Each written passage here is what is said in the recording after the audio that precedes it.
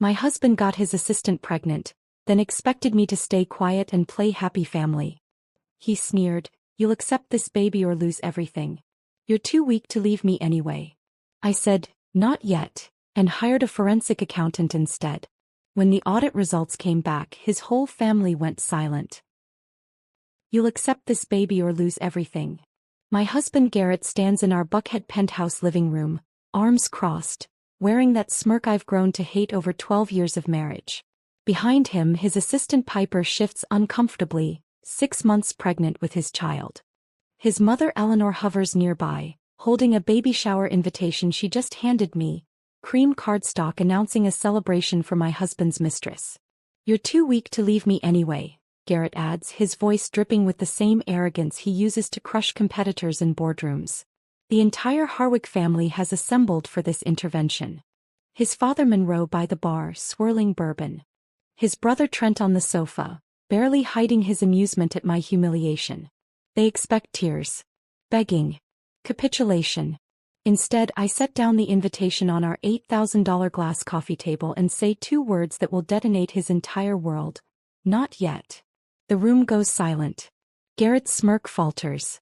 "Before I agree to anything," I continue, my voice steadier than I've heard it in years, "I'm hiring a forensic accountant.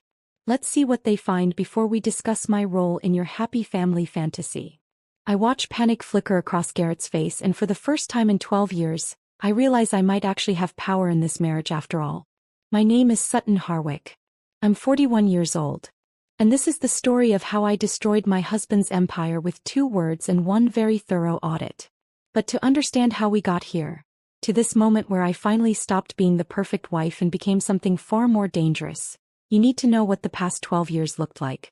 You need to understand the carefully constructed prison I've been living in, and how Garrett built it so slowly I didn't even notice the walls closing in until it was almost too late. I came to Atlanta from Charlotte 12 years ago with nothing but event planning skills and dreams of stability I'd never had growing up.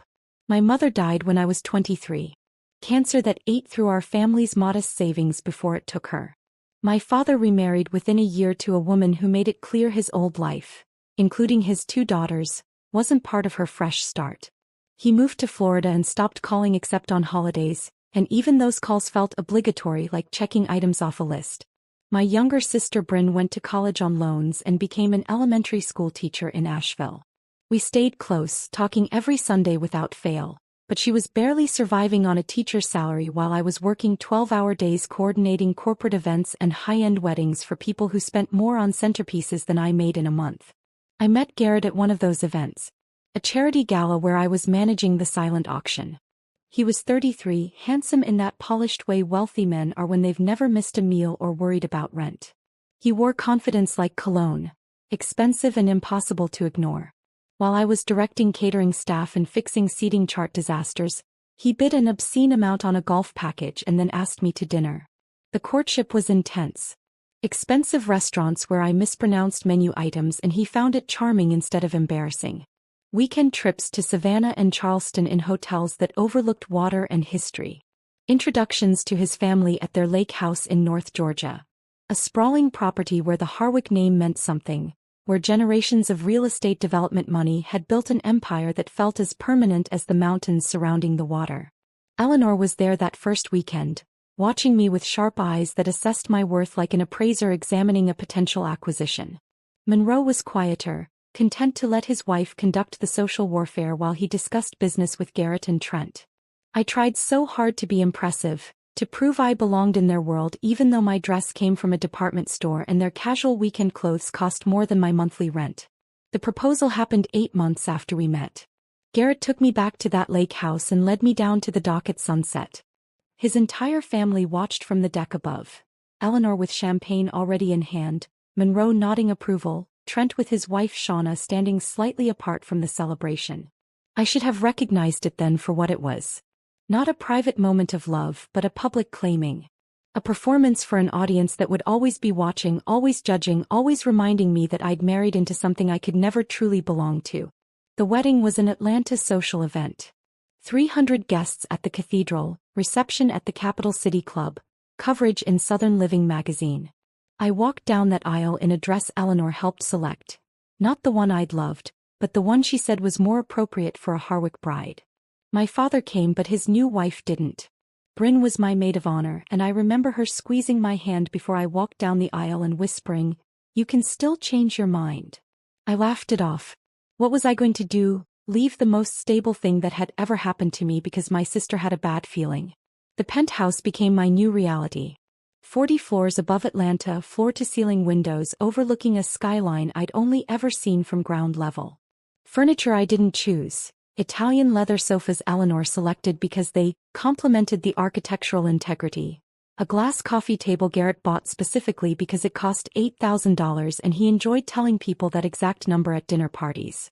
Abstract art I didn't understand purchased by an interior designer Eleanor hired without asking my opinion. I stopped working 3 months after the wedding. Garrett suggested it casually over breakfast one morning.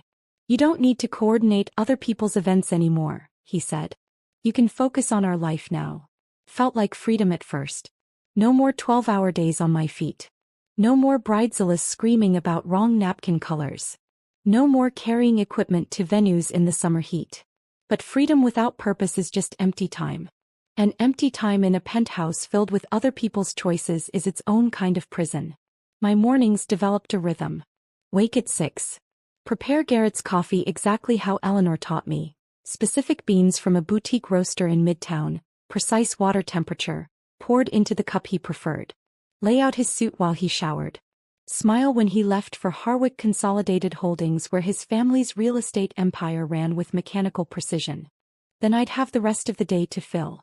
At first I joined committees Eleanor suggested. Charity boards where wealthy women planned galas similar to the ones I used to coordinate, except now I sat on the other side of the planning, offering opinions about things I used to execute professionally. I attended luncheons at the country club where conversations revolved around vacation homes and private schools and which families were rising or falling in Atlanta's social hierarchy. I hosted dinner parties for Garrett's business associates. Sat at tables laden with food I once would have prepared or served, wearing designer dresses that cost more than I used to make in a week, making conversation about nothing while men discussed real estate development and women discussed interior designers. I learned to navigate Eleanor's world. The right stores, the right restaurants, the right charities, the right everything. And slowly, so slowly I didn't notice it happening, I disappeared. The first sign came 3 years into the marriage. I was organizing Garrett's home office for tax season, a task Eleanor had suggested would be helpful since I wasn't working, when I found a folder marked "Personal, Confidential" misfiled in the cabinet. Inside were medical records dated 6 months after our wedding. One procedure. Vasectomy. Successful. Follow-up confirmed 0 sperm count. I stood in that office holding those papers while Atlanta sprawled below our windows, and something inside me broke and hardened simultaneously. Garrett had surgically ensured we'd never have children, then spent 3 years letting his mother blame me for being childless. When I confronted him that evening, he didn't apologize. Didn't pretend guilt or remorse. He looked at me across our expensive dining table and said with complete calm, "I don't want kids. Never did. But mother would make my life hell if I told her the truth, so it's easier if she blames you." That was 9 years ago. I absorbed that betrayal silently. Where could I go? My event planning skills were 3 years stale. My professional contacts had moved on. My savings were gone, absorbed into joint accounts that somehow became just his accounts. My father was in Florida living his new life. Bryn was barely surviving on a teacher's salary in Asheville. So I let Eleanor continue her campaign. Every family dinner included pointed questions about why we hadn't given her grandchildren yet. Suggestions about fertility specialists. Comments about how Trent's wife Shauna had no trouble conceiving and already had 2 children who would inherit the Harwick legacy if I continued failing at my most basic biological function. The women at Eleanor's country club whispered when I walked by. I could feel their pity and judgment pressing against my skin like summer humidity.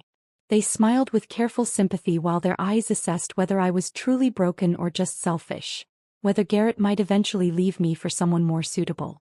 Eleanor introduced him to younger women at company events with comments about keeping options open. She scheduled appointments with fertility specialists and handed me the information at family dinners. The shame became part of my identity. Another weight I carried alongside designer handbags and fake smiles and the growing certainty that I'd trapped myself in a marriage I couldn't escape. 3 years ago, the financial isolation began in earnest. The joint credit cards I'd used for groceries and personal expenses suddenly maxed out.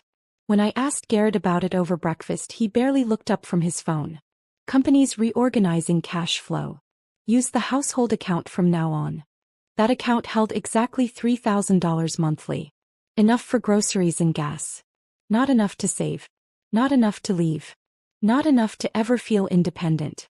Our vacation home in Highlands, the one place I'd actually loved, where mountain air made me feel like I could breathe, was quietly transferred into a Harwick family trust where my name held no legal weight. Investment accounts became inaccessible when passwords changed. Bills stopped coming to our address and started going to Garrett's office.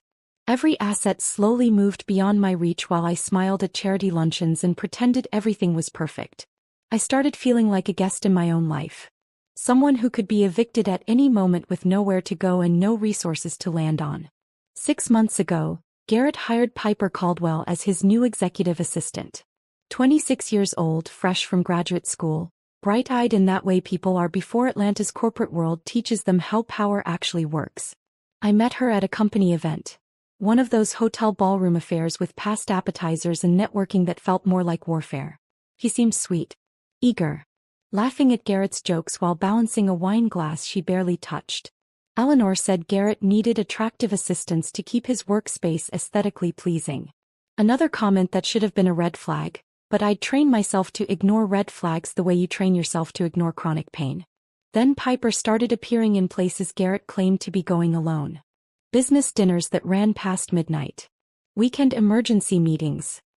His phone buzzing late at night with messages from PC that he'd check in the bathroom. 3 months ago, I saw them at a restaurant in Virginia Highland. Pure accident. I was picking up takeout and there they were, tucked into a corner table, her hand covering his, both laughing with the intimacy of people who'd crossed professional boundaries long ago. They didn't see me. I left before they could. I didn't confront him. Instead, I started documenting everything. Photographing statements before they disappeared. Recording dates and times. Building evidence while pretending nothing had changed. 2 weeks ago, Piper showed up to a board meeting visibly pregnant. 6 months along. The family erupted in celebration. Eleanor thrilled, Monroe proud, Trent amused. No one looked at me. Now they're all here in my living room, expecting me to accept this with grace and discretion. Expecting me to attend baby showers and smile while my husband parades his pregnant mistress through family events. They think I'm too weak to leave because I have $3,000 a month and nowhere to go. What they don't know is that my grandmother left me $15,000 4 years ago. Money in an old account Garrett never knew existed. And what Garrett doesn't know is that 12 years married to a CFO taught me something useful. I know when numbers don't add up. His numbers haven't added up in a long time. Eleanor's hand freezes mid-gesture when I say those 2 words. Her diamond tennis bracelet catches the afternoon light streaming through our floor-to-ceiling windows, suspended in the air like everything else in this room has suddenly stopped moving. Not yet what?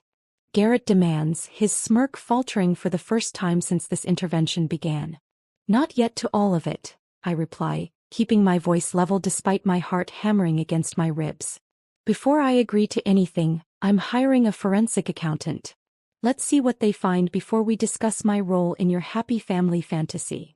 The silence that crashes down is absolute. Monroe's bourbon glass stops halfway to his lips. Trent sits up straight on the sofa, his amusement evaporating into something approaching alarm.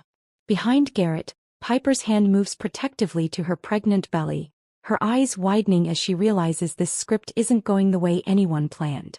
You're being hysterical, Garrett tries, but his voice lacks its usual confidence. There's an edge to it now, something sharp and panicked underneath the dismissiveness. Actually, I'm being practical, I say, looking directly at him. 12 years married to a CFO should have taught me something. I know how to read between lines, Garrett. I know when numbers don't add up. And your numbers haven't added up in quite some time. Eleanor finds her voice first, of course. He always does. Sutton, this is absurd. You're upset, which is understandable, but making wild accusations about finances. I'm not making accusations, I interrupt, turning to face her. I'm requesting verification. If everything is as transparent as Garrett claims, then an audit will confirm it. What's the problem? The problem, Garrett says, his voice hardening, is that you're embarrassing yourself and this family with paranoid delusions. There's nothing to find because there's nothing hidden. I pick up the baby shower invitation from where I set it on the coffee table. The cream cardstock feels expensive between my fingers, just like everything else in this world the Harwicks have built. Then you have nothing to worry about, I say. The accountant will confirm that you'll be vindicated and we can all move forward with whatever arrangement you've already decided I'm going to accept. I walk toward the penthouse door, my heels clicking against the hardwood floors that suddenly feel less like home and more like a stage I'm finally leaving. Where are you going? Eleanor's voice rises with an edge of panic that's unfamiliar coming from her. We're not finished here. I am, I say without turning around. I'll be at my sister's place. When the forensic accountant has preliminary findings, we can schedule another family meeting. Until then, I don't think we have anything else to discuss. Behind me, I hear Garrett trying to explain to his family that I'm overreacting, that there's nothing to find, that I'm just hurt and lashing out. But his voice carries that fear now, unmistakable to anyone paying attention. Monroe says something I can't quite hear. Trent mutters what sounds like a curse. Eleanor's voice rises in sharp questions I don't stay to answer. I walk out of the penthouse, pull the door closed behind me and stand in the hallway waiting for the elevator. My hands are shaking now that I'm alone. The adrenaline that carried me through that confrontation is starting to fade, replaced by the terrifying reality of what I just did. The elevator arrives. I step inside and watch the numbers descend. 40 floors back to ground level, back to the real world where people don't live in penthouses and don't accept their husbands' pregnant mistresses with grace and discretion. My phone starts buzzing before I reach the parking garage. Garrett calling. I silence it. Then Eleanor. Then a number I don't recognize that's probably Trent. I silence them all and drive toward Decatur where Bryn lives in a one-bedroom apartment that costs less per month than Garrett spends on his car payment. The drive takes 30 minutes in Atlanta traffic. My phone keeps buzzing. Text messages piling up that I don't read. Voicemails I don't listen to. By the time I pull into Bryn's apartment complex, I have 17 missed calls and God knows how many messages. I sit in my car for a moment in the parking lot, watching families come and go from the building. Normal people with normal lives. A woman carrying groceries. A man walking a dog. A couple arguing about something mundane while their kid trails behind them on a scooter. Nobody living 40 floors above reality. Nobody attending baby showers for their husband's pregnant assistant. My phone buzzes again. This time it's Bryn. Are you okay? Eleanor just called me, which is terrifying because she's never called me in 12 years. What happened? I text back. I'm in your parking lot. Can I come up? Her response is immediate. Doors unlocked. I'm making tea. Bryn's apartment is small but comfortable in ways the penthouse never was. Furniture she actually chose. Books stacked on shelves she assembled herself. Photos on the walls of people she loves rather than abstract art purchased by interior designers. She opens the door before I can knock, takes one look at my face and pulls me inside without asking questions. Sit, she says, guiding me to her second-hand couch that's more comfortable than our $8,000 Italian leather sofa. I'm making real tea, not whatever fancy loose-leaf situation Eleanor probably serves. I sink into the cushions and feel something inside me finally break. Not dramatically. Not with huge sobs or hysterics. Just a quiet cracking like ice that's been solid for 12 years finally starting to melt. Eleanor called you? I ask when I can speak. 3 times, Bryn says from her tiny kitchen. Left increasingly frantic voicemails about you having some kind of breakdown and making wild accusations and how I need to talk sense into you as your sister. She appears in the doorway holding 2 mugs. So naturally, I need to hear your version of what happened. I tell her everything. The confrontation. The baby shower invitation. Garrett's smirk and Eleanor's expectations and the entire family assembled like a tribunal designed to break me into compliance. Piper standing there pregnant while they explained how I was supposed to accept this situation with maturity and grace. And then I said I was hiring a forensic accountant. I finish. Just said it. Didn't plan it. The words just came out. Bryn is quiet for a long moment, steam rising from her mug. Then she starts laughing. Not mockingly, with genuine delight. What? I ask. You, she says. You just, God, I wish I'd been there to see their faces. Eleanor must have lost her mind. She tried to tell me I was being hysterical. Of course she did. That's her move. Make you feel crazy for noticing things that are actually happening. Bryn sets down her mug and looks at me seriously. But Sutton, are you actually going to hire someone? Or was that just a power move to get out of the room? I think about that question. About the $15,000 from my grandmother that Garrett doesn't know exists. About 12 years of watching assets move beyond my reach. About medical records that proved Garrett lied about the vasectomy. About $3,000 a month that's kept me trapped. I'm going to hire someone, I say. I already have a name. Maya. Remember her from my event planning days? She went through a divorce last year. Told me about a forensic accountant who found millions her husband claimed didn't exist. Bryn pulls out her phone. What's the name? Deirdre Vaughn. She's already typing, pulling up information. She's expensive. Really expensive. Her retainer alone is probably $15,000, I say. I have it. Grandmother's inheritance. Bryn looks up sharply. Garrett doesn't know about that money?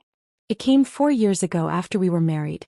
I deposited it in my old account from before the wedding. Never told him about it. Just kept it there like a secret I didn't know I'd need. That's the smartest thing you've ever done, Bryn says. Hey, we're calling her right now. Now. It's almost 5 o'clock. You just told the Harwick family you were hiring a forensic accountant. Garrett's going to spend tonight either hiding evidence or calling his own lawyers or both. You need to move fast. He's right. I know she's right. My phone is still buzzing with calls and texts I'm ignoring. Garrett trying to control the narrative. Eleanor trying to smooth everything over. The family machine already working to contain this situation before it becomes something they can't manage. Bryn finds Deirdre Vaughn's office number and hands me her phone. Cool. The worst she can say is her office is closed and you'll have to wait until tomorrow. I take the phone. My hand is shaking slightly as I dial. It rings 3 times before someone answers. Deirdre Vaughn's office. Hi, my name is Sutton Harwick. I need to speak with Ms. Vaughn about hiring her. It's urgent. There's a pause. Ms. Vaughn's office hours end at 5, but if you can hold for a moment I'll check if she's still available. Classical music plays while I wait. Bryn watches me with an expression I can't quite read.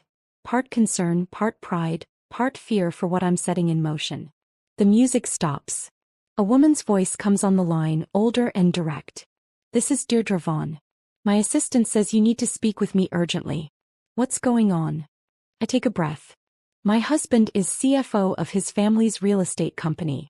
He's having an affair with his assistant who's pregnant with his child. His family just informed me I'm expected to accept this situation. And I think he's been hiding money. A lot of it. For years. Another pause. Then, how soon can you come in? Tomorrow morning? I have an 8 a.m. opening. Bring every financial document you can access. Bank statements, tax returns, investment accounts, property deeds. Anything with his signature. Can you do that? Yes. Good. And Ms. Harwick? Don't tell your husband you're hiring me. Don't tell his family. Don't tell anyone except people you absolutely trust. The element of surprise is your biggest advantage right now. Understood. See you at 8. He hangs up. I hand Bryn her phone back and sit in silence for a moment, processing what I just did. You're staying here tonight, Bryn says. It's not a question. I'll take the couch. You get the bed. Tomorrow morning we'll go to the penthouse when Garrett's at work and get whatever documents you need. My phone buzzes again. Another call from Garrett. I silence it without looking. Thank you, I say quietly. Don't thank me yet, Bryn replies. This is about to get really ugly. The Harwicks don't lose gracefully. You know that, right? I think about Eleanor's frozen expression. Monroe's stopped glass. The panic in Garrett's voice when he tried to dismiss my threat. I know, I say. But I don't think I can keep being weak. You were never weak, Bryn says firmly. You survived 12 years with those people. That takes strength most people don't have. You're just finally using that strength for yourself instead of them. Outside, the sun is setting over Decatur. Normal people in a normal neighborhood doing normal things. In a few hours I'll try to sleep in my sister's bed while my phone continues buzzing with messages from a family that expected compliance and got rebellion instead. Tomorrow morning, I'll walk into Deirdre Vaughn's office and find out if Garrett's panic was justified. Something tells me it was. I don't sleep that night at Bryn's apartment. I lie in her bed staring at the ceiling while she snores softly on the couch in the next room, and I replay the confrontation over and over in my mind. Eleanor's frozen hand. Monroe's stopped glass. The panic flickering across Garrett's face when I mentioned a forensic accountant. That panic told me everything I needed to know. At 6 a.m. I give up on sleep and find Bryn already awake in her tiny kitchen, making coffee in a French press that probably cost $20 compared to the $200 espresso machine sitting in our penthouse. "You look terrible," she says without preamble. "I feel terrible." "Good. That means you're taking this seriously."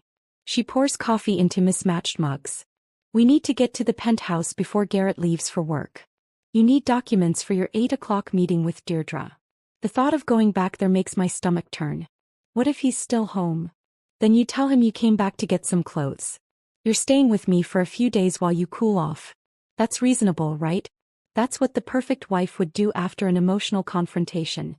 Take a little space, calm down, come back ready to be compliant. He's right. Playing the role one more time might be exactly what I need to do. We drive separately to Buckhead. Bryn parks on the street while I use the garage, maintaining the appearance of normalcy in case anyone's watching. The elevator ride to the 40th floor feels longer than usual. My key still works in the penthouse door. Of course it does, because why would Garrett think to change the locks on a wife he believes is too weak to leave? The apartment is silent. Garrett's already gone to Harwick Holdings, probably arriving early to do damage control with his family after yesterday's disaster. I stand in the entryway for a moment, looking at the expensive furniture I never chose, the art I never liked, the life I built that never actually belonged to me. Then I get to work. Garrett's home office is at the end of the hallway, a room with a view of Atlanta's skyline and a door he usually keeps locked. But I know where he hides the key, taped under his desk drawer, because he's arrogant enough to think I'd never look. The lock clicks open and I'm inside, surrounded by filing cabinets and a massive desk and walls of books he's never read but keeps for appearance. I start with the filing cabinets. Tax returns going back 10 years. Bank statements from accounts I didn't know existed. Investment portfolio summaries with numbers that make my hands shake. Property deeds for real estate I've never heard of. Corporate documents from Harwick Holdings with Garrett's signature scattered across pages of financial transactions I don't fully understand but photograph anyway with my phone. My phone buzzes. A text from Bryn. "You okay up there?" "Fine. Found a lot." "How much longer?" 20 minutes. I move to Garrett's computer. It's password protected, but I know his passwords. He uses the same rotation of 4 combinations for everything because he thinks he's too smart to forget them. The third one works. His desktop appears, organized into folders with names like Personal Finance, and HH Corporate, and Property Development. I plug in the USB drive Bryn gave me and start copying files. Everything I can find. Spreadsheets and PDFs and scanned documents. The progress bar moves with agonizing slowness while I stand there waiting, listening for any sound that might mean Garrett came back unexpectedly. The computer desk has drawers. I open them systematically. Office supplies. Old phones. Charging cables. Then in the bottom drawer, a folder marked Personal, Confidential. My hands freeze on the folder. This is where I found the vasectomy records 9 years ago. What else has he been hiding in here? Inside are more medical records. But not for a vasectomy this time, for a vasectomy reversal. Dated 2 years ago. The procedure that would allow him to have children again, performed at a private clinic in Miami where no one in Atlanta would see him. Where I would never know. 2 years ago. Right around the time he started becoming more distant. Right before the financial isolation intensified. Right before he started systematically moving every asset beyond my reach. He planned this. All of it. Got the reversal, found Piper, got her pregnant, and set everything up so that when he was ready to replace me I'd have nothing. No money. No resources. No way to fight back. I photograph every page of those medical records with shaking hands. The USB drive finishes copying. I eject it, shut down the computer, return everything to exactly how I found it. Lock the office door behind me. Walk through the penthouse one more time, grabbing a few days' worth of clothes and toiletries so it looks like I'm just taking space, not permanently leaving. Bryn is waiting in her car on the street when I emerge from the building.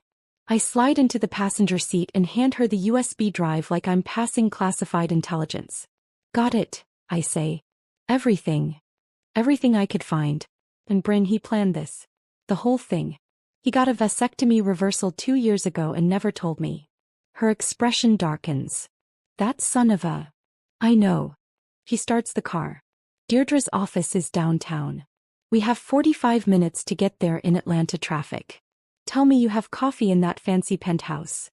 I do. But yours tasted better this morning. The drive downtown takes exactly 45 minutes through morning rush hour. Bryn drops me at the address Maya texted. A modest office building in a business district that's nowhere near as flashy as the glass towers where Garrett's family operates. This is where actual work happens, not where people go to impress clients with expensive architecture. Deirdre Vaughn's office is on the 3rd floor. The reception area is functional. Comfortable chairs, neutral walls, a desk where a young woman greets me with professional warmth. Sutton Harwick for 8 o'clock? Ms. Vaughn is ready for you. Go right in. The door opens to a corner office with windows overlooking the street below. Deirdre stands from behind her desk. Mid-50s, steel gray hair cut short, sharp eyes that assess me in seconds. She's wearing a blazer that's professional without being expensive, and there's something about her presence that makes me feel both nervous and safe simultaneously. Ms. Harwick, she says, extending her hand. Her grip is firm. Have a seat. Can I get you coffee? Water. Coffee would be great. She pours from a carafe on the credenza, hands me a mug and settles back behind her desk with a legal pad and recorder. Before we begin, I want to be clear about what I do and what this costs. My retainer is $15,000. That covers initial investigation and evidence gathering. If we find fraud, and based on what you told me on the phone, I suspect we will, additional fees will apply as the scope expands. My hourly rate is $500. A full forensic audit on someone with your husband's financial complexity could run anywhere from $30,000 to $75,000 total depending on what we uncover. Are you prepared for that? The numbers make my stomach drop. But I think about the medical records I just found. About 12 years of systematic isolation. About Garrett's panic yesterday when I mentioned an accountant. I have the $15,000 for the retainer, I say. If we find fraud, can those additional costs come from recovered assets? Deirdre smiles slightly. That's usually how it works, yes. We find hidden money, you get it back, you pay me from that. But I need you to understand something up front. This is going to get ugly. Your husband will fight back. His family will close ranks.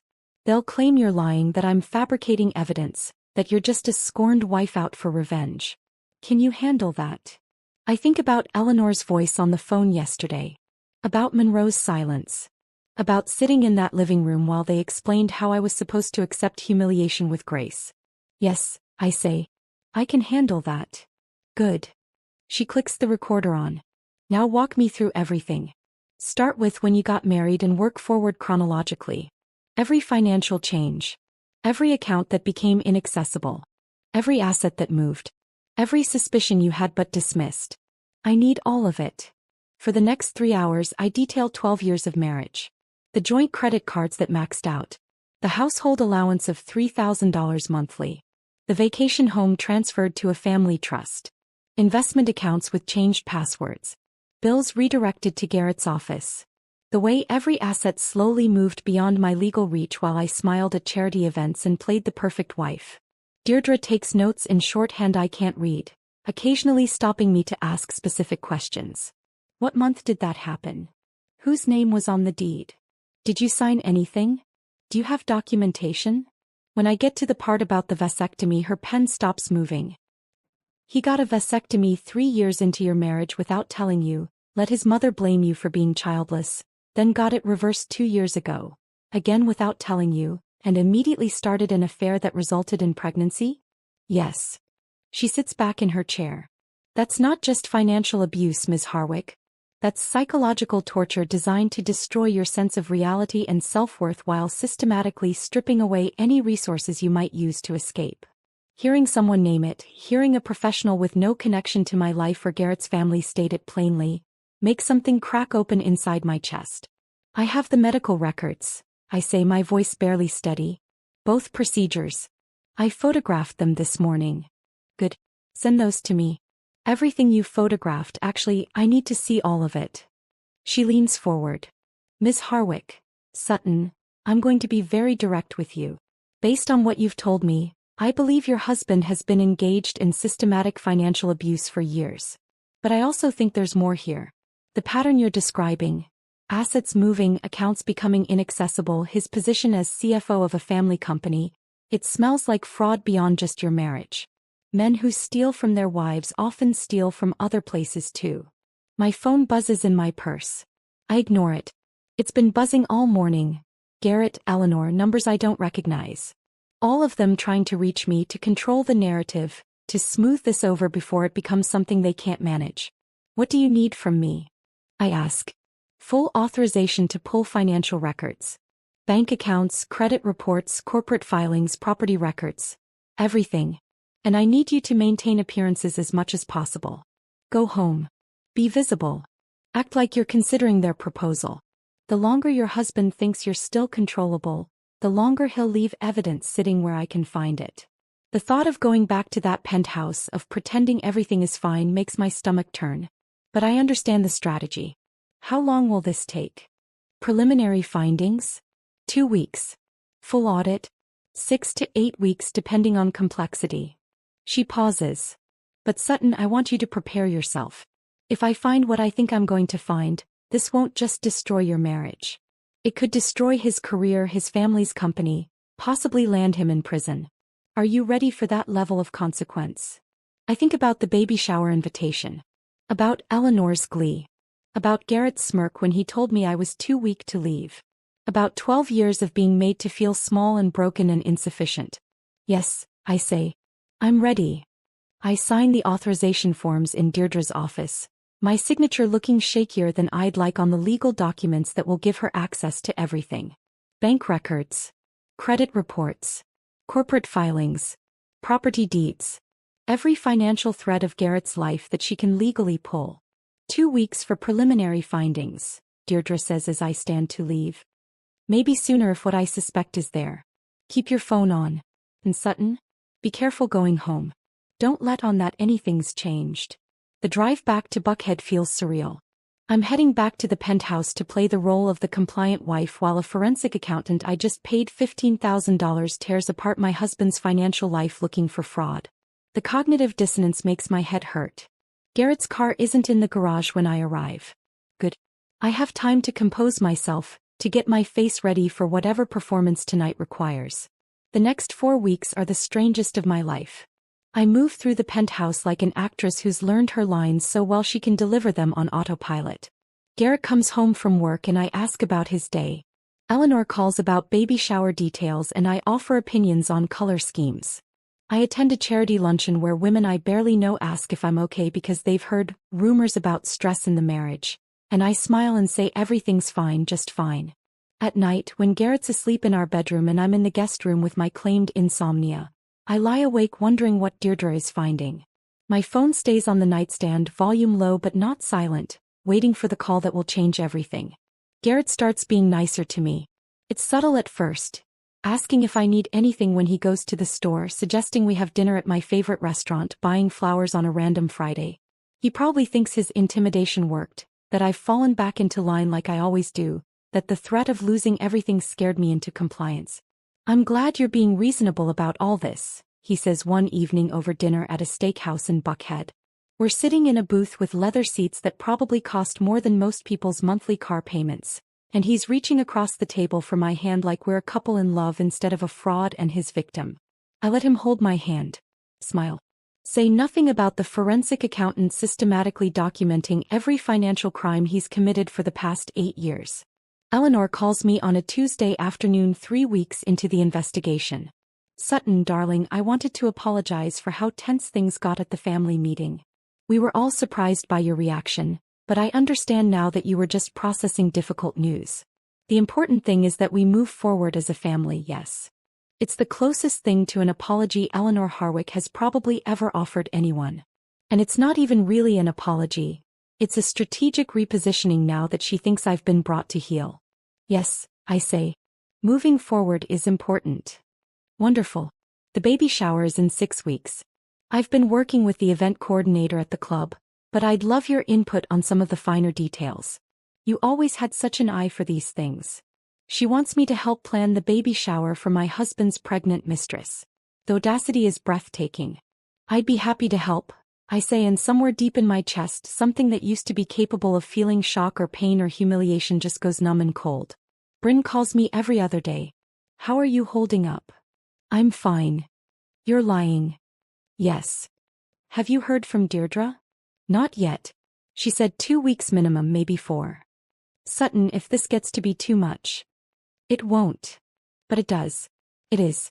Every day of pretending is another small death of whatever dignity I have left. Every smile I force, every polite response to Eleanor's texts, every night I lie in the guest room waiting for my phone to ring, it all accumulates into a weight that's crushing me from the inside out. 4 weeks and 3 days after I signed those authorization forms, my phone finally rings at 2 in the afternoon. I'm alone in the penthouse, standing at the floor-to-ceiling windows staring at Atlanta's skyline like I've done 1,000 times before. Deirdre's name flashes on my screen. My hands are shaking when I answer. Hello. Sutton. Her voice is different than it was in our first meeting. Harder. Angrier. You need to sit down for this. I sink onto the Italian leather sofa I've never liked, phone pressed against my ear so hard it hurts. What did you find? Everything, she says. I found everything. And Sutton, it's worse than I thought. Your husband hasn't just been transferring your marital assets beyond your reach. He's been embezzling from Harwick Consolidated Holdings itself. The room tilts slightly. Or maybe I tilt. It's hard to tell the difference. How much? I ask. From you? At least $7.3 million in hidden marital assets.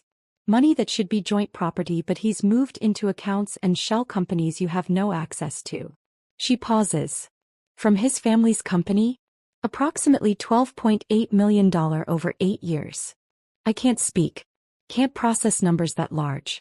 Can't comprehend the scope of what she's telling me. He created a network of fake vendors, Deirdre continues, her voice clipped and professional like she's reading from a report. Construction companies. Property management services. Maintenance firms. All registered to addresses that turned out to be vacant lots or mail forwarding services in Delaware and Wyoming. Harwick Holdings would cut checks to these vendors for services that were never actually rendered. The money would flow through various accounts, some domestic, some offshore, before eventually landing in places your husband controls. How did no one notice? I ask. Because he's the CFO. He controls the books. He approves the payments. And he's been careful to keep individual transactions small enough that they don't trigger automatic audits. A few thousand here, 10,000 there. Over 8 years it adds up to millions, but month to month it just looks like normal business expenses. My mind is racing trying to keep up. What about real estate? You mentioned inflated property values. That was the clever part, Deirdre says, and there's grudging professional respect in her voice even as she's describing fraud. He'd arrange for Harwick Holdings to purchase a property, say a commercial building for $2 million. But in the company books, it would be recorded at $2.8 million. The difference would be justified through inflated appraisals from appraisers who were probably getting kickbacks. That extra $800,000 would disappear into accounts your husband controlled. And over 8 years. Exactly. Dozens of properties. Hundreds of thousands here, $1 million there. It accumulates fast. I think about Monroe's pride in the company his father built. About Eleanor's obsession with the Harwick legacy.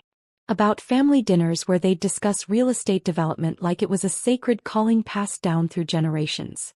They don't know, I say. Monroe and Eleanor. They have no idea. No, Deirdre confirms. Based on everything I've found, your husband has been operating completely independently.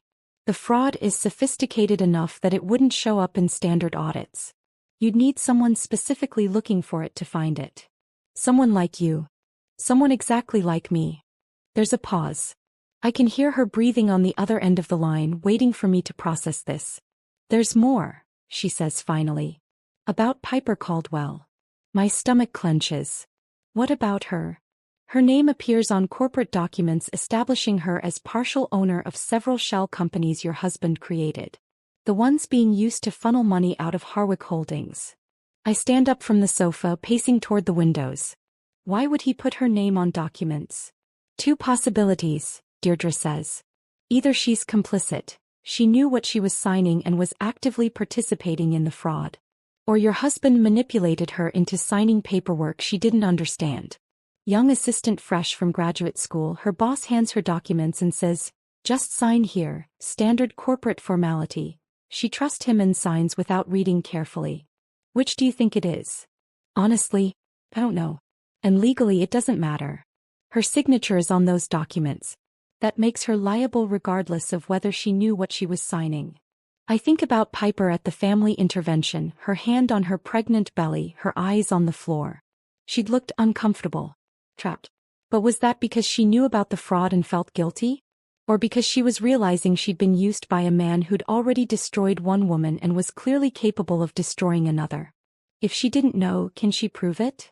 I ask. That's her problem to solve, Deirdre says bluntly. She'll need her own attorney. She'll be fighting for years to clear her name if she wasn't actually involved. But Sutton, I need you to focus on your situation right now. We have documented evidence of systematic financial abuse spanning your entire marriage. We have proof of embezzlement from a corporate entity. We have tax evasion. Your husband hasn't been reporting this income to the IRS. We have wire fraud, money laundering, and about 6 other federal crimes I can think of off the top of my head. My legs feel weak. I sit back down on the sofa. What do I do with this? There's a long pause. When Deirdre speaks again, her voice is careful. Measured. That depends, Sutton. What do you want? I don't understand. Do you want a divorce settlement? Or do you want justice? The question hangs in the air between us. I can hear the difference in those two options. The weight of what she's really asking. Explain the difference, I say. A divorce settlement means we use this information as leverage. We go to Garrett's attorney, or he gets one if he doesn't have one yet, and we say, here's what we found, here's what we can prove, now let's negotiate a settlement that gives you everything you're entitled to plus damages for financial abuse. You walk away with money. He walks away with his freedom and whatever's left of his assets after paying you. The family might never know the full extent. It stays relatively private. And justice. Justice means we report this. I prepare 3 copies of my full forensic report, 147 pages of documented fraud. One goes to Garrett's attorney. One goes to Monroe Harwick's corporate counsel, because he's legally obligated to know about embezzlement from his company. And one goes to the IRS fraud division. She pauses. That option destroys him, Sutton. His family will know everything. Law enforcement will investigate. This becomes public record eventually. He'll face federal charges. Prison time. But you'll still get your settlement. Probably more actually, because the prenup becomes completely unenforceable given the systematic fraud. I think about 12 years of being made to feel small and broken and insufficient. About the allowance system that kept me dependent. About the blame for childlessness I didn't cause. About Eleanor's smug satisfaction planning a baby shower for my husband's mistress. About Garrett's sneer when he told me I was too weak to leave. About the vasectomy reversal he got without telling me. About the medical records proving he'd planned this replacement for years. I want both, I say. I want the settlement and I want justice. Deirdre's voice changes, satisfaction mixed with something fiercer. Then that's what we'll do. I'll prepare the reports. But Sutton, you need to be certain. Once these go out, there's no taking it back. His family will hate you. Atlanta's business community will choose sides. This will be public and ugly and brutal. Are you ready for that? I look out at Atlanta's skyline, the same view I've had for 12 years from this penthouse that never felt like home. I think about who I was when I married Garrett and who I've become and who I want to be when this is over. Send them, I say. Send all 3. When do the reports go out? I ask Deirdre, still staring at Atlanta's skyline from the penthouse windows. Tomorrow morning, she says. Wednesday at 9 a.m. All 3 simultaneously. I want to give you tonight to prepare yourself. Is there somewhere safe you can go? Someone you can stay with. My sister's place in Decatur. Good. Pack a bag. Leave tonight if you can. Once these reports hit, Garrett's going to realize what happened and I don't know how he'll react. Men like him don't handle exposure well. I pack quickly after we hang up. Clothes, toiletries, important documents, the USB drive with all the photos I took from Garrett's office. I'm almost out the door when I hear his key in the lock. He walks in looking exhausted, tie loosened, jacket over his arm. When he sees me standing there with an overnight bag, his expression shifts from tired to suspicious. Going somewhere? Brains, I say, keeping my voice casual. I need a few days. The baby shower planning is stressing me out. He studies me for a long moment. I can see him calculating, trying to read whether this is normal wife needs space behavior or something else. How long? Just a few days. I'll be back by the weekend. He nods slowly. Hey, call me if you need anything. I walk past him toward the door and for a moment I think about all the things I could say right now. All the accusations I could throw at him. But tomorrow morning, 3 forensic reports will say everything I can't. Garrett. I pause at the door. Yeah. Did you ever actually love me? Or was I always just part of the plan? His face goes carefully blank. That's a strange question. I know. But did you? He looks at me for a long moment and something in his expression tells me the answer before he says anything. I thought you were what I needed at the time, he says finally. A stable wife. The right kind of background. Someone who'd fit into the life I was building. Not I loved you. Not even I thought I loved you. Just, you were what I needed. That's what I thought, I say and walk out. At Bryn's apartment I sleep better than I have in weeks. When I wake up Wednesday morning at 8:30, my phone is already buzzing with a text from Deirdre. Report sent. Let the chips fall. The first call comes at 10:15. An unknown number that I let go to voicemail. Then another. Then a text from a number I don't recognize. This is Marcus Webb, attorney for Garrett Harwick.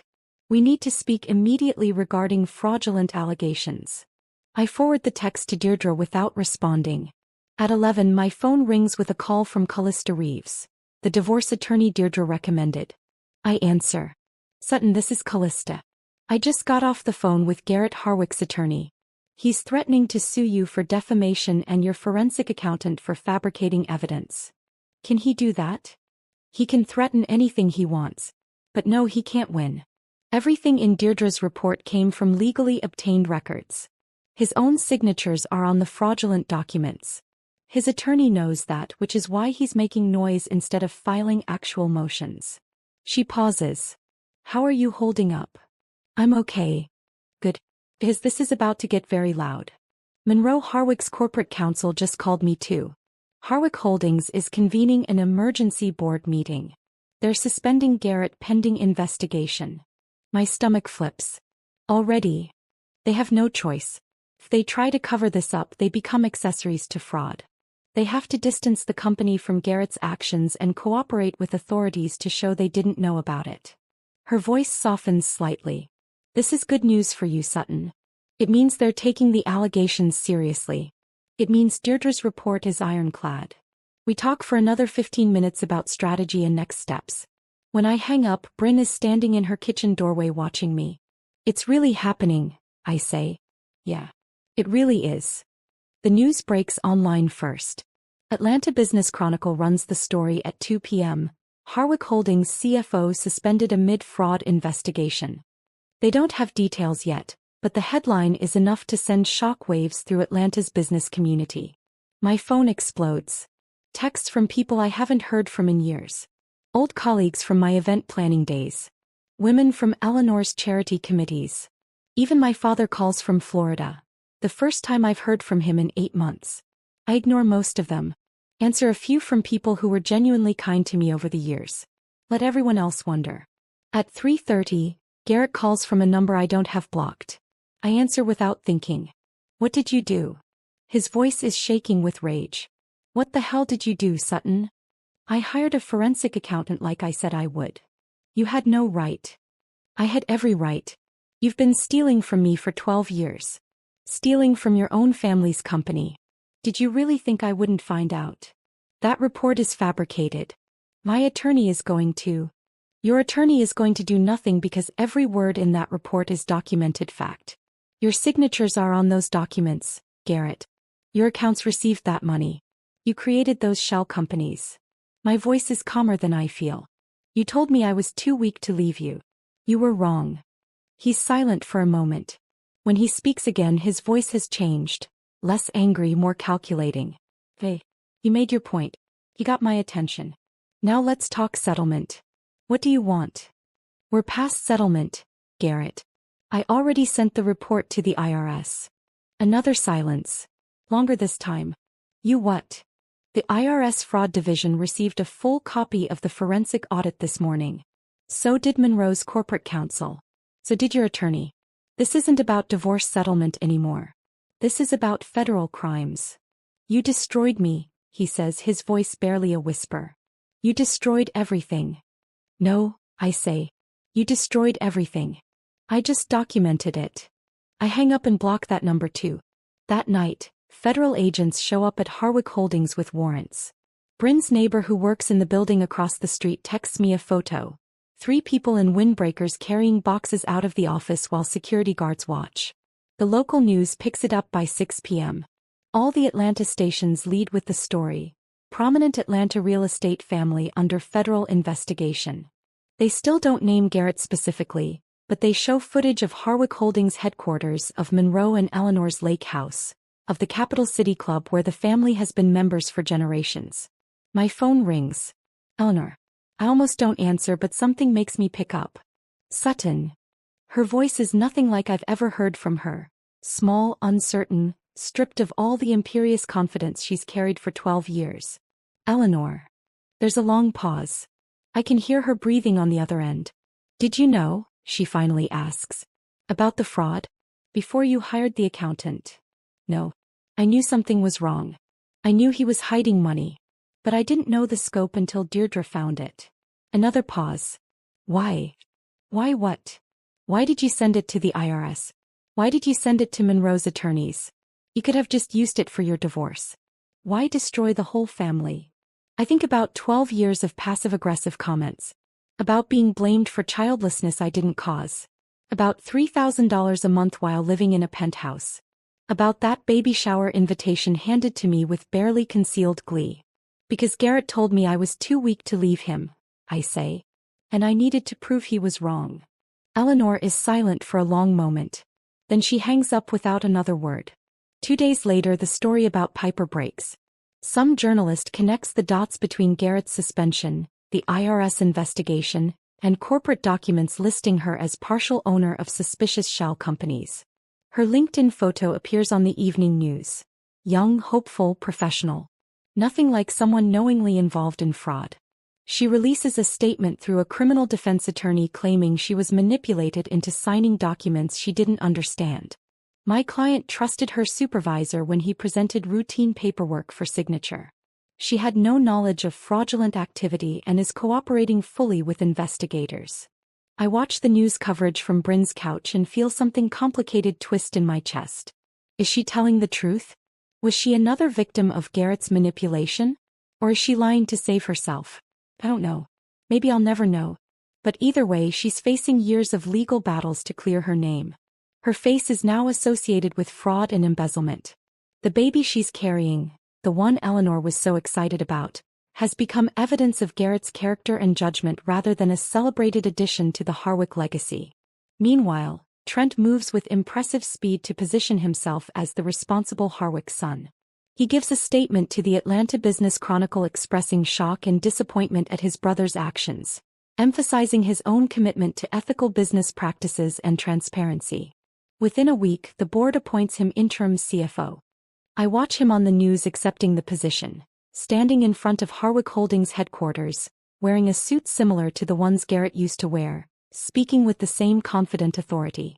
He stepped into his brother's role over the smoking ruins of Garrett's reputation, and something about it feels both inevitable and opportunistic. Did he suspect? Did he know something was wrong but wait for the right moment to let it implode? Or is he genuinely shocked and simply taking advantage of circumstances? I'll probably never know that either. But watching him claim the position Garrett spent decades grooming himself for, I realize the Harwick family empire will survive this.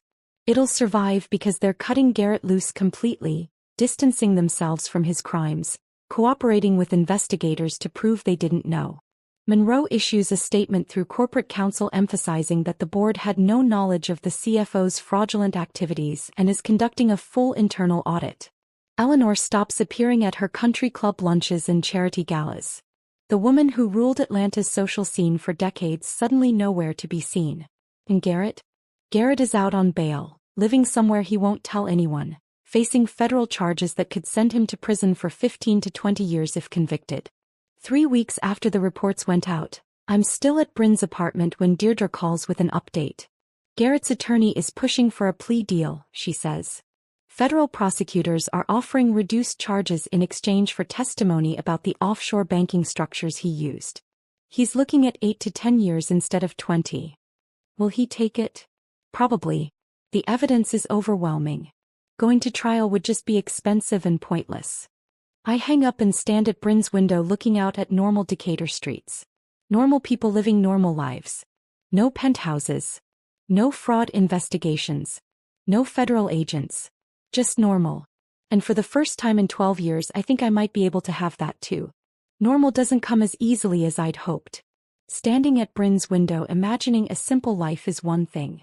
Actually building it while my husband faces federal charges and Atlanta's business community chooses sides is something else entirely. Callista Reeves calls me 3 days after my conversation with Deirdre about Garrett's plea deal. We need to meet, she says. The divorce filing needs to happen now, while Garrett's scrambling to deal with criminal charges. Strike while he's weak. Her Midtown office is modest compared to the glass tower law firms the Harwicks use. Functional furniture, framed diplomas on the walls. A view of Atlanta that's street level rather than penthouse height. Callista herself is in her early 50s, dark hair pulled back severely, wearing a suit that's professional without being expensive. She has a reputation in Atlanta family law circles for destroying wealthy husbands who thought they were untouchable. Let me see the prenup, she says before I've even sat down. I pull out the document I signed 12 years ago. 17 pages of legal language I was too in love and too intimidated to properly review. She reads through it in silence, occasionally making notes on a legal pad. This is garbage, she says finally, tapping the document with her pen. Or it will be once I'm done with it. Financial fraud, systematic asset hiding, marital waste.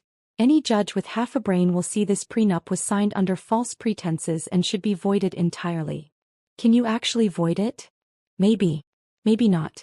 But even if the prenup stands technically, we can demonstrate your husband systematically defrauded you throughout the marriage, which entitles you to far more than these limitations. She flips to a specific page. See this clause. In the event of divorce, the non-Harwick spouse receives $75,000 settlement plus any personal property brought into the marriage. That's insulting even without the fraud component. His family's lawyers wrote it. Of course they did. They wrote it to protect Harwick assets in case the marriage failed. What they didn't account for was their golden boy being a criminal. She closes the document. Here's our strategy. We file for divorce immediately, today if possible. We demand temporary support since you have no income and Garrett systematically isolated you financially. We subpoena every financial record, using Deirdre's forensic report as foundation for asset discovery. And we argue you're entitled to half of all marital assets including those he fraudulently hid, plus damages for financial abuse. How much are we talking about? Based on Deirdre's findings? You're entitled to at least $4.2 million. That's half of the $7.3 million he hid from you, plus additional damages. We'll also demand the penthouse, though it's probably in foreclosure given his unpaid refinancing debts. The number makes my head spin. $4.2 million. More money than I've ever imagined having. He's going to fight this, Callista continues. Men like Garrett don't accept defeat gracefully. He'll claim the forensic report is fabricated, that you're lying about financial abuse, that the prenup protects him. His attorneys will be expensive and aggressive. I don't care, I say. I'm done protecting him from consequences. Callista smiles, sharp and satisfied. Good. That's exactly the attitude we need. We file the divorce papers that afternoon. Garrett gets served 2 days later at an apartment in Marietta where he's apparently living now, having been forced out of the penthouse by IRS asset seizures. His response comes fast. His attorney, a man named Marcus Webb from one of Atlanta's most expensive firms, files motions claiming the forensic report is inadmissible. That Deirdre obtained information illegally. That I violated Garrett's privacy by accessing his files without permission. Our first court hearing happens on a gray Tuesday morning in Fulton County. I sit in the gallery with Bryn beside me while Callista argues at the front of the courtroom. Garrett sits at the defendant's table with Marcus Webb and I barely recognize him. Gone are the expensive suits and confident posture. He's wearing something off the rack that doesn't fit quite right and he looks smaller somehow, diminished in a way that has nothing to do with physical size. Your Honor, Marcus Webb says, standing to address the judge. My client's wife has manufactured evidence in an attempt to destroy him during divorce proceedings. The so-called forensic report was obtained through illegal access to private files. Objection, Callista interrupts. Every document in that forensic report came from legally accessible marital records. Mrs. Harwick had every right to access joint financial documents. If Mr. Harwick wanted certain files to remain private, he shouldn't have committed fraud with them. The judge, a woman in her 60s named Patricia Hendricks, looks unimpressed with Webb's arguments. Counselor, I've reviewed the forensic report. Unless you're claiming Mrs. Harwick forged your client's signatures on dozens of corporate documents, I don't see how this evidence is inadmissible. We're not claiming forgery, Your Honor, but then these are your client's signatures on fraudulent documents? Webb hesitates. Garrett leans over and whispers something to him. Webb nods and continues. My client maintains he was engaged in legitimate business transactions that his wife has mischaracterized. Legitimate business transactions, Judge Hendricks interrupts, flipping through papers on her bench, that involved shell companies registered to vacant lots? Vendors that don't exist? Real estate deals with inflated appraisals? Mr. Webb, I've been on this bench for 23 years. I know what fraud looks like. Garrett stands suddenly against Webb's obvious wishes. She's lying, Your Honor. My wife is angry about personal matters and has manufactured evidence to destroy me. Judge Hendricks looks at him over her reading glasses. Mr. Harwick, your attorney didn't ask you to speak. Sit down. But I need to explain. Sit down. He sits. Webb looks like he wants to disappear. Here's what I see, Judge Hendricks continues. I see a forensic report compiled by a licensed accountant with an impeccable reputation. I see documentation of systematic financial fraud spanning 8 years. I see a prenuptial agreement that may or may not be enforceable given the circumstances. What I don't see is any credible defense from your side beyond claiming Mrs. Harwick is vindictive. She looks at Callista. Mrs. Reeves, your client's petition for temporary support is granted. Mr. Harwick will pay $8,000 monthly until final settlement. Asset discovery will proceed using the forensic report as foundation.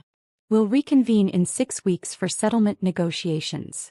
Walking out of that courtroom, I feel something shift inside me.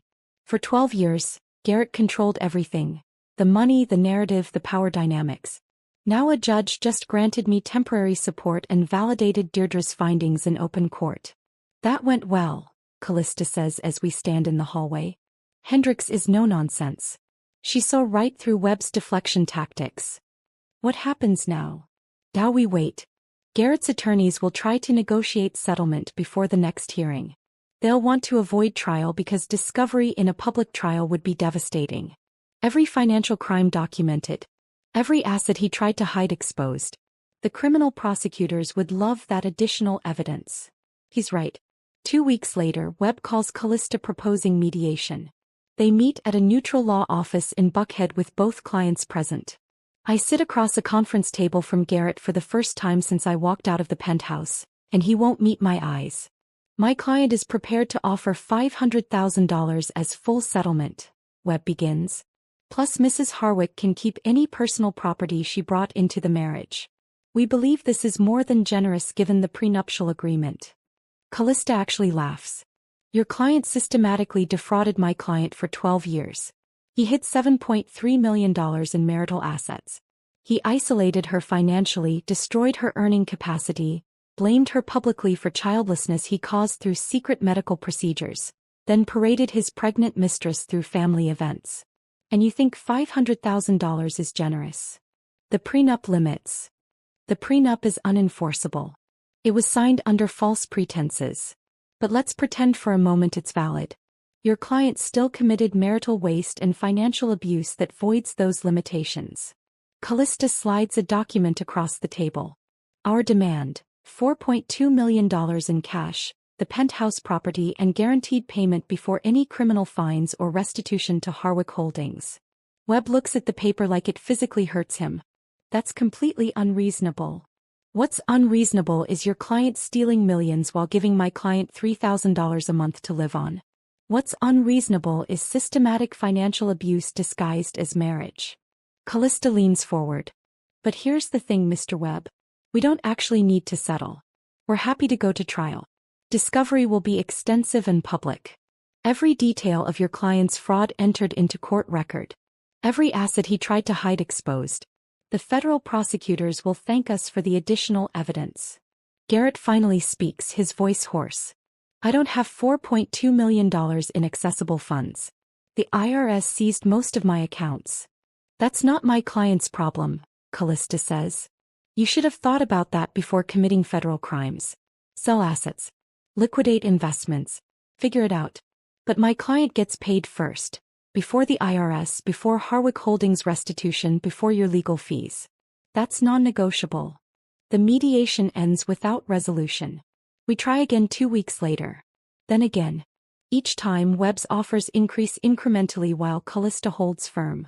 Finally, 6 weeks after the first hearing, Webb calls with capitulation in his voice. We'll agree to $4.2 million, the penthouse and priority payment. But this has to close quickly. The criminal case is moving toward trial and Mr. Harwick needs to focus on that defense. We can close in 2 weeks, Callista says. Assuming payment clears. It does. On a Friday afternoon in late spring, I sit in Callista's office and sign the settlement agreement. 12 years of marriage reduced to signatures on legal documents. But those signatures come with a wire transfer confirmation showing $4.2 million deposited into an account in my name only. How do you feel? Callista asks when it's done. I think about that question. I should feel triumphant, maybe. Vindicated. Instead, I mostly feel tired and sad and relieved in equal measure. I feel free, I say finally. Good, Callista replies.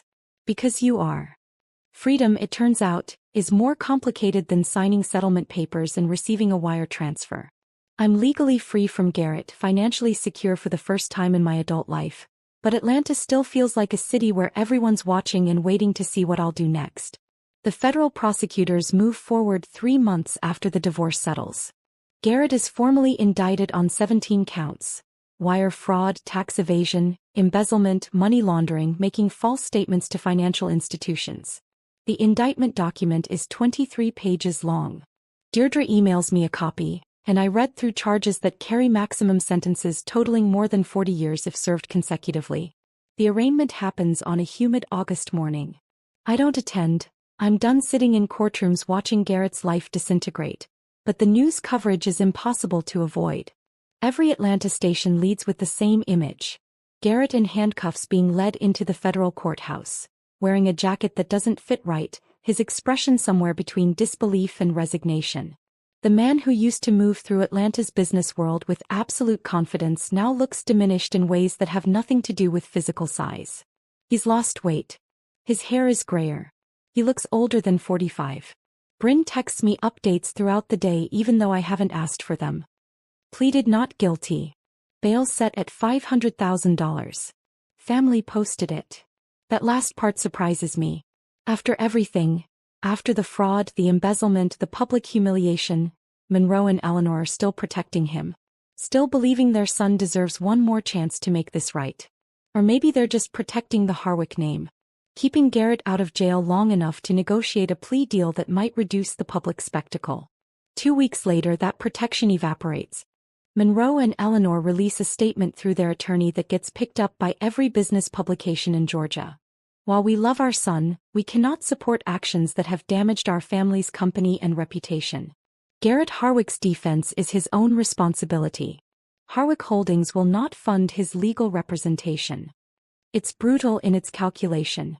They're cutting him loose completely, distancing the family from his crimes, demonstrating to prosecutors and the public that they're not covering up for a criminal, preserving whatever remains of the Harwick legacy. But it also means Garrett faces 17 federal counts with whatever legal defense he can afford from his own rapidly diminishing assets. Most of his accessible money went to my settlement. The IRS seized other accounts pending restitution calculations. What's left isn't enough to retain the kind of high-powered criminal defense team that might actually help him. I'm having coffee with Maya at a place in Virginia Highland when the statement breaks. She shows me the article on her phone and I read it twice trying to process what it means. They actually did it, Maya says. They threw him under the bus. Can you blame them? He stole almost $13 million from their company. No, I get it. But it's still brutal. That's his parents essentially saying he's on his own. She pauses. How do you feel about it? I think about that question longer than I should need to. I don't know. Part of me thinks he deserves it. Part of me just feels sad. For all of it. The whole situation. That's more generous than he deserves. Maybe. But watching someone's entire life collapse, even someone who systematically abused you for 12 years, doesn't feel as satisfying as I thought it would. Eleanor never calls me again after that statement. I hear through various channels that she's essentially disappeared from Atlanta social life. No country club lunches. No charity galas. No committee meetings where wealthy women plan events while drinking wine at 2 in the afternoon. The woman who ruled those circles for decades is suddenly nowhere to be seen, too humiliated to face the whispers and judgment from women who were her friends when the Harwick name meant something impressive rather than scandalous. Monroe has a minor stroke in September. Nothing life-threatening but serious enough that he steps back from active leadership of Harwick Holdings. Trent takes over fully, no longer interim but actual CFO, stepping into the role his brother spent decades preparing for and destroying in less than a year. The irony isn't lost on anyone in Atlanta's business community. October brings news I'm not expecting. Piper gives birth to a daughter on a Tuesday afternoon. I'm at a coffee shop in Midtown when Bryn calls. Did you see? She asks without preamble. See what? Piper had the baby. It's on the news. I pull up the Atlanta Journal-Constitution on my phone. The article is brief. Just a few paragraphs noting that Piper Caldwell, the assistant connected to the Harwick Holdings fraud investigation, gave birth to a daughter. The accompanying photo shows her leaving the hospital alone, carrying a car seat, looking exhausted and overwhelmed and impossibly young. No Garrett at the hospital, he was in court that day for pretrial motions. No Eleanor showing up with flowers and grandmotherly pride.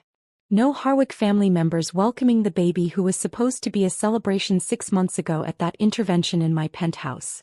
Piper's attorney releases yet another statement emphasizing she's not romantically involved with Garrett and is raising her daughter independently. Whether that's choice or necessity, the article doesn't say. I stare at that photo for a long time. This girl, and she looks like a girl in that picture, not a woman, is now a single mother with a newborn, potential criminal charges hanging over her, her name permanently linked to fraud and embezzlement, her child's father facing prison. You still there? Bryn asks. Yeah. I'm here. How do you feel? I don't know. Sad for the baby, I guess. She didn't ask for any of this. Neither did you. True. But I'm 41 with a $4.2 million settlement and the skills to rebuild my life. That baby is being raised by a 26-year-old whose career prospects just got destroyed and whose child support will come from a man in federal prison. Maya calls me later that week. I saw Piper at a support group for single mothers, she says. She looks completely lost. Like she still can't process what happened to her life. Is she okay? Define okay. She's functioning.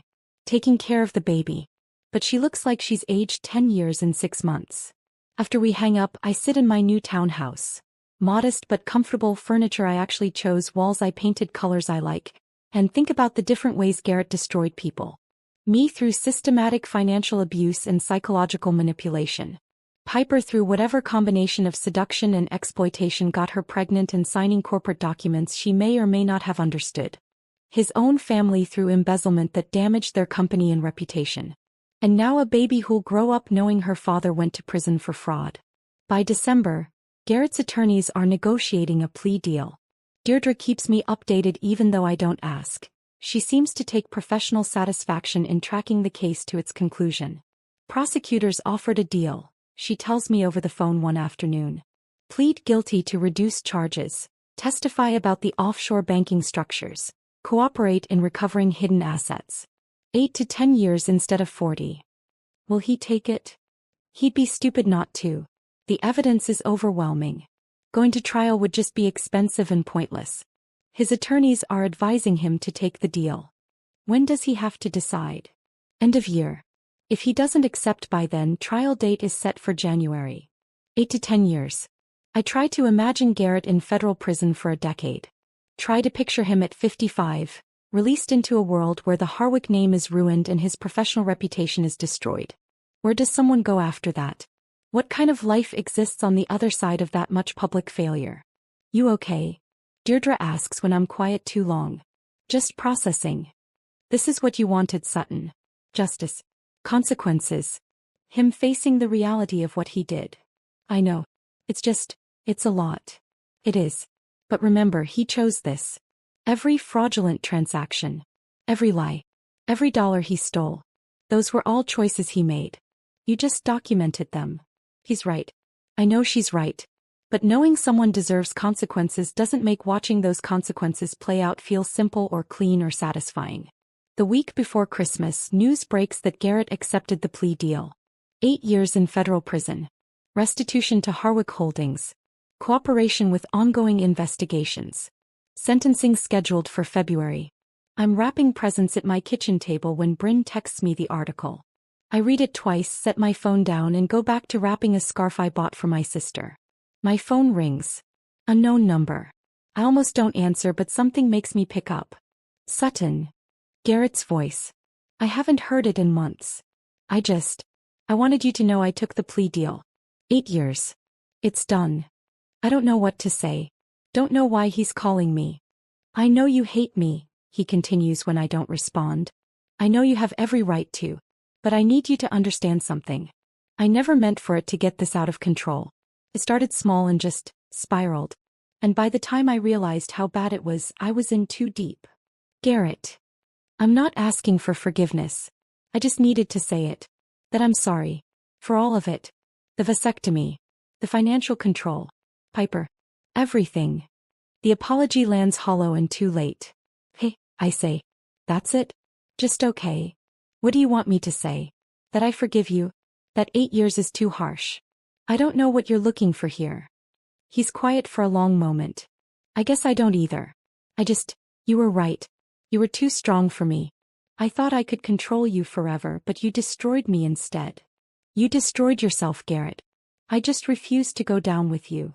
He hangs up without saying goodbye. I sit at my kitchen table with half-wrapped presents and my phone silent in my hand, and I realize that conversation was probably the last one we'll ever have. The last words between us before he disappears into federal prison for 8 years while I build a life that's finally, completely mine.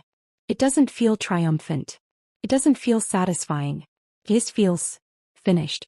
And maybe that's enough. Maybe that's enough. The thought stays with me as I finish wrapping presents at my kitchen table, as I clean up the paper scraps and ribbons, as I pour myself a glass of wine and sit by the window watching December darkness settle over Midtown. Finished. That's what Garrett's phone call gave me. Not closure exactly, but a sense that the story between us has reached its final page. He'll disappear into federal prison for 8 years. I'll build a life he'll never be part of. And maybe that's enough. The townhouse I bought with settlement money is nothing like the Buckhead penthouse. 2 bedrooms instead of 4. Hardwood floors instead of marble. Windows that look out at Freedom Park and normal Atlanta streets rather than the skyline from 40 floors up. But it's mine in ways that penthouse never was. I spent weeks painting walls colors I actually liked. Soft blue in the bedroom, warm gray in the living room, pale yellow in the kitchen that catches morning light. I bought furniture from actual stores instead of having Eleanor's interior designer select everything. The couch is comfortable rather than expensive. The coffee table cost $200 instead of $8,000. The art on my walls is from local artists whose work I saw at festivals. Not abstract pieces purchased to impress dinner guests. Bryn helped me move in back in October, the two of us carrying boxes upstairs while she made jokes about how much lighter I seemed without Garrett's emotional baggage weighing me down. She wasn't wrong. "How does it feel?" she'd asked that first night, sitting on my new couch eating pizza from paper plates because I hadn't unpacked the dishes yet. "Like breathing for the first time in 12 years, I'd said. And I meant it. Now it's late December and I've been living here for 2 months. Learning the rhythms of my neighborhood. Finding the best coffee shop 3 blocks away. Discovering the walking trail around Freedom Park. Building a life that's smaller and simpler and infinitely better than anything I had before." Maya calls on a Sunday afternoon the week after Garrett's plea deal makes the news. "How are you holding up?" "I'm okay. Actually okay, not just saying it." "Good. Because I have something to ask you." She pauses. "Remember how I mentioned needing help with that corporate holiday party? The one that's making you insane?" "That's the one. It's for a tech company in Buckhead. 200 guests, full catering, live entertainment, the works. And I'm drowning in logistics. I could really use someone who knows what they're doing." The idea terrifies and excites me in equal measure. I haven't worked in event planning in over a decade. Haven't coordinated anything more complicated than my own dinner parties for Garrett's business associates. Haven't used those skills professionally since before I got married. I don't know, Maya. It's been so long. Which is why it's part-time to start. Help me with this one event. If it goes well, we'll talk about the next one. No pressure. Part-time. One event. I can do that. Hey, I say. When do we start? Tomorrow morning. My office. 9 a.m. Bring coffee and prepare to make 1,000 decisions about centerpieces. The work is harder than I remembered and more satisfying than I'd hoped. Maya's office is a small space in Virginia Highland. 2 rooms, a bathroom, a closet full of samples and supplies. We spend hours on the phone with vendors, reviewing floor plans, negotiating contracts, solving problems as they arise. I'd forgotten how much I loved this. The puzzle of fitting all the pieces together. The satisfaction when a difficult vendor finally agrees to our terms. The creative challenge of making something beautiful within budget constraints. The holiday party happens on a Friday night in mid-December. 200 guests in a Buckhead hotel ballroom that took us 3 days to transform into a winter wonderland. Ice sculptures. String quartet. Catered menu that took weeks to finalize. I wear a simple black dress and comfortable heels, moving through the event, checking details, solving problems, making sure everything runs smoothly. "You're good at this," Maya says during a quiet moment near the end of the night. "Like you never stopped. It feels good to be useful again." "You were always useful, Sutton. You just spent 12 years being useful to the wrong person." The client is thrilled. Sends Maya an email the next morning praising every detail. Asks if we're available for their spring investor meeting. "What do you think?" Maya asks when she forwards me the email. "Want to make this a regular thing?" I think about my settlement money sitting safely invested. About the fact that I don't need to work for financial reasons. But I also think about how purposeful I felt at that party, how alive, how much like myself in ways I haven't felt since before I married Garrett. "Yes," I say.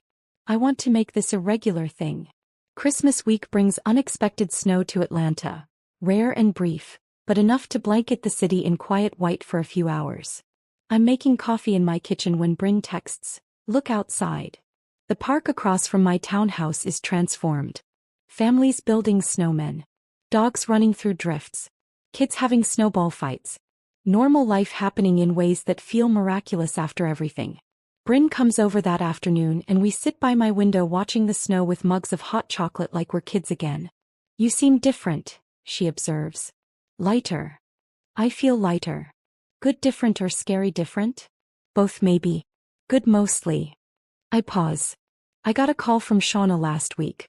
Trent's wife." Bryn raises her eyebrows. What did she want? To apologize. For not saying anything when she knew something was wrong in my marriage. We talked for almost an hour about the family dynamics, about how toxic everything was. And it was actually helpful. To hear someone else name what I experienced. To know I wasn't imagining it. We're quiet for a moment watching snow fall. "Are you going to his sentencing?" Bryn asks. "Garrett's." "No. I don't need to see that. It's done." "How do you feel about it?" The plea deal. 8 years. I think about that question for a long time. I feel like he chose this. Every fraudulent transaction. Every lie. Every dollar he stole. Those were choices he made.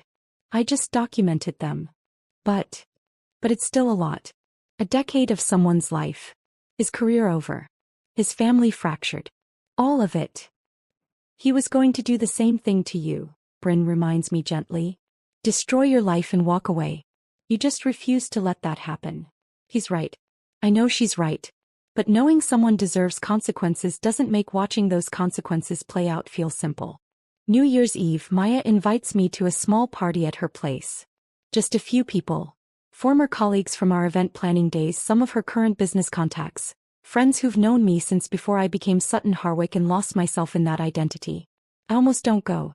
The idea of being social, of explaining my situation to people who've heard the news, feels exhausting. But Maya insists. You can't hide in your townhouse forever, she says. You've spent enough years hiding. So I go. Wear a dress I bought myself. Drive to her apartment in Decatur. Walk into a room full of people who greet me with genuine warmth rather than the careful politeness I experienced in Eleanor's world. Sutton. Someone I used to work with pulls me into a hug. We've been following everything in the news. Are you okay? I'm getting there. We talk about event planning, about life changes, about Atlanta's business scene. No one asks invasive questions about the divorce or the fraud. They just treat me like a person, not a scandal. At midnight we count down together and toast the new year. Standing on Maya's balcony with a glass of champagne, watching fireworks over Atlanta, I realize this is the first New Year's in 13 years that I'm not standing beside Garrett at some formal event, playing the role of the perfect wife. This year I'm just myself. And that feels revolutionary. February comes before I'm ready. Garrett's sentencing is scheduled for the first week. I don't attend, but Deirdre calls me afterward with the details. 8 years federal prison. Restitution to Harwick Holdings. 5 years supervised release after that. It's done. How did he look? Resigned. Like he'd accepted it finally. She pauses. How are you doing? I'm good. Actually good. That's what I like to hear.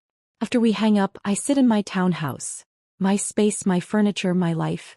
And process what that sentencing means. Garrett will be 53 when he's released. His career destroyed. His family fractured. His reputation permanently damaged. And I'll be 49. With a business I'm building with Maya. With financial security. With a life that's entirely, completely, undeniably mine. The revenge I orchestrated wasn't loud or dramatic. It was 2 words, not yet. Followed by one strategic hire who followed the money and found the truth. But those 2 words dismantled an empire. Sent a man who thought himself untouchable to federal prison. Freed me from 12 years of systematic abuse disguised as marriage. Sometimes the most powerful revenge isn't confrontation or scandal. Sometimes it's simply refusing to be the fool they need you to be. Sometimes justice is hiring the right professional to examine the numbers and letting those numbers tell the story your husband spent years hiding. Sometimes freedom is saying not yet when everyone expects you to accept what you don't deserve. And having the courage to follow through no matter the cost. Garrett was right about one thing. I was too weak to leave him. But I was strong enough to destroy him instead. And now, sitting in my townhouse on a February evening with event contracts on my coffee table and my sister arriving soon for dinner, I realize I've become strong enough to build something better than I ever imagined during those penthouse years. Not just revenge. Not just justice. But a life that's finally, completely, undeniably mine. And that, I decide, pouring wine and checking the lasagna in my oven, is more than enough. It's everything. If this story of strategic justice had you holding your breath, hit that like button right now. My favorite part was when Sutton said, "Not yet," and watched Garrett's smirk finally crack. What was your favorite moment? Drop it in the comments below. Don't miss more empowering stories like this. Subscribe and hit that notification bell so you never miss an upload.